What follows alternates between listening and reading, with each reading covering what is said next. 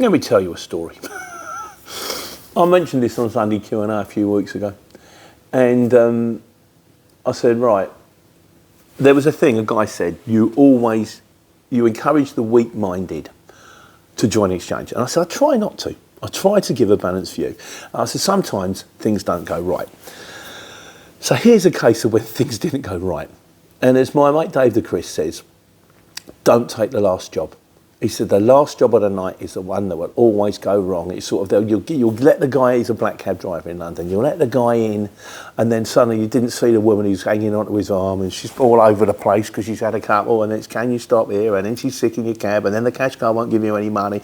And then they've decided you live in Streatham and they've decided that they actually want to go to Coventry and you're like, oh my God. So it always goes crazy. So anyway, so I had a good job on Friday. I had a very early collection out of Milton Keynes at 5 o'clock in the morning, and it had to go down to Crawley, 2 drops, cardboard. So it needed the 18 tonne because it filled the lorry, but there was no weight to it whatsoever, corrugated card. It needed to go down to Crawley, then it needed to go to Oxford. Then they rang me up and they rang the office and Gemma says, it changed the second drop on you. It's no longer Oxford, it's now Watford. Even better, I said. Watford is like half hour away from my house. So, job went like a dream. I got it at 5, I was there at 5, loaded by 6, into Crawley by 8:30. I was off by 8:45. I was into Watford by 10:30. They unloaded me in 10 minutes. Friday, done. 10:30 in the morning. I've got loads to do for the weekend. I can get a right jump on it. I can go home. But can't go home, can you? It's 10:30. Money's money. Got to take some money. And there was a job on the way there, and I rung them. First of all, I quoted it. High Wycombe to Tring. And I've gone, well, okay, Watford High Wycombe is going in the opposite direction, but when I finish in Tring, that's like 15 minutes away. That's lovely. I'll be finished and I'll be back and I'll still be done by 1:30. Still got the whole of the afternoon, plenty of time to get on. So I bid him. I didn't accept it. Then it came up again. I bid him a little bit less. I thought I'd do that for a little bit less. He rang me up. He says, can you do it cheaper? And I went, listen. I said, as long as it's easy, fault on and fault off at both ends, I'll give it for a £1, which for a truck is quite cheap. And bear in mind, it's going to take me a couple of hours, that's about right. He went, lovely, I'll send it through. So I got to the pickup, no problem. Straight on with the forks, strapped it up, off you go. 45 minutes to Tring. So this is why I got there at 11:30. So 45 minutes to Tring, I must have been Tring about 12:30. And then lovely, get that tipped, forked off, back to the yard before 1. Found a place in Tring. It's down this tiny little road which you can only get in from one side, and it was like a new build housing estate down the left hand side. No chance of getting an 18 tonne round there, not with that car parked on the corner. We went, can you do it if I open the gate right up? And I went to go like that and looked at it and went, no, not without taking the side of that car out. I'm not really going to do that I'm just not going to, no. It went, can we handball it? Well, no, because you're blocking the road. You're just going to take like an hour to handball these boards off. There's 1,800 kilos worth of wooden boards. No, that's not happening. So then he said, we're going to have to reject it. You have to reject the load. So I went, right, okay, now I'm fed up because I wanted to get back to the yard for 1. Now I'm thinking I'm going to have to take I'm going to have to take it back to High Wycombe, and then I'm going to have to come back again, which is like... So anyway, they've reversed me down the road, pulled me out onto a roundabout. I parked up, I rang the guy, and I went, can't get off, no chance. And he says, yeah, I didn't know he was in an 18 tonne. I went, what do you mean you didn't know it was an 18 tonne? We spoke on the phone. I sent, when the job comes through, it says on the jobs, 18 tonne. No, it doesn't. I went, yes, it does. I said, it does. It's because I know, I post them on the phone. And sometimes a job will come through and I might get 2 bids.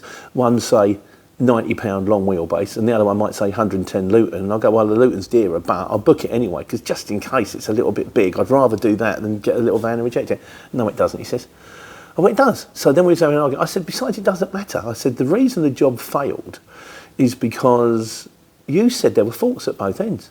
I got to the yard, there were no forks. If there'd have been faults, there hadn't been a problem. You said 7.5 tonnes. So now we're going over the same point. And so I pulled out and I said to Jem, I said, what's happening? She said, I've never had this before. I've never had it before in 5 years. So she said, I'll ring them. So she's rung them and she said, no, we're not having it. He said, I said to the guy, you've got two choices. Either we'll bring it back to you. Oh, that was right. I said, I'll have to bring it back to you. Oh, he went, right, we'll have to bring it back here then. And I went, well, how much is the return fee? Because I'm not bringing it back for nothing. He said, I'm not paying the return fee. He said, I don't even think I can pay you for the job because I'm not getting paid for it. I went, what? I said, you've booked me. I've done what you asked me to. I got there, got it loaded, got to site. It's your fault that I couldn't get it off because they didn't have faults and you said they had faults. And I even gave you the job cheaper when we spoke about it. And you turn around and you're going, you're not going to pay me for it. And he went, you said you're not at 7.5 tonnes. So once again, we're back to that argument again. Like, Jem said that. Nothing happened. So 3/4 of an hour, I'm now just sitting there waiting for something to happen. Oh, that was annoying as well. I put it on the side, I put it on break. I'm just sort of sitting there resting, waiting for it to come in. Jem says he's playing but he said you've got to bring it back. So I'm in this situation now. Now, the problem is, I've got his goods. So theoretically, I could take them back to the yard, unload them and go, if you want them, come and get them. But then you're into a whole wall of pain, aren't you? Alternatively, it's wipe your mouth and walk away territory. I had a job booked for Tuesday. I don't want to get stuck on my lorry. I don't want it stuck in the yard. So I went, right, I've got no choice. Oh, and that's another thing. He said, bring it back to our yard because the delivery point is closed. I thought, no, it's not. I'm going to go back to your yard at 2:30. I know they're open till at least, the guy said he was there till 3:30. You don't want me to take it back to their yard because you don't want to see you failed it. So I thought, I'm going to have him. So I've driven back to High Wycombe, driven it back to their yard. So, and I mean, I know that I'm one man going into this unit, but I'm thinking, I'm going to have him. Right, who's the one? Who have I been speaking to on the phone? I've walked in to the office, and there's this little lad sitting there, little stubby Asian fella, and he's got like a well-trimmed beard, and he's got one of them poodle dogs on his lap. Perfectly groomed poodle dog.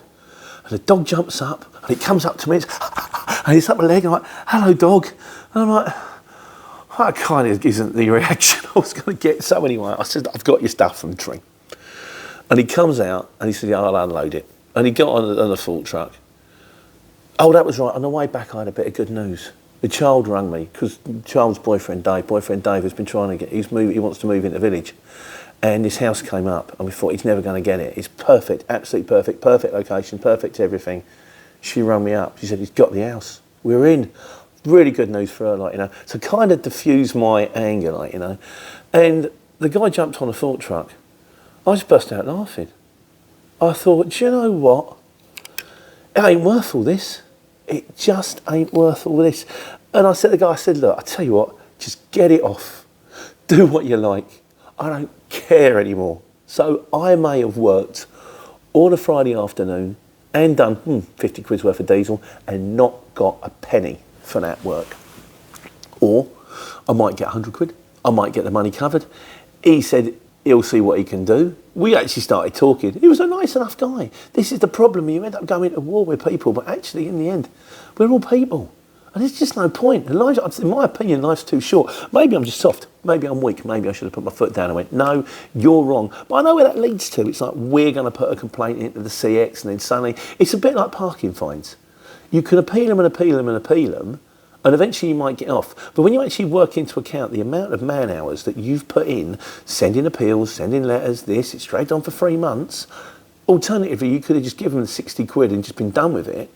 Sometimes it's cheaper to just give them 60 quid, even though you're in the right, because we're not running a moral show here. We're running a business, like, you know.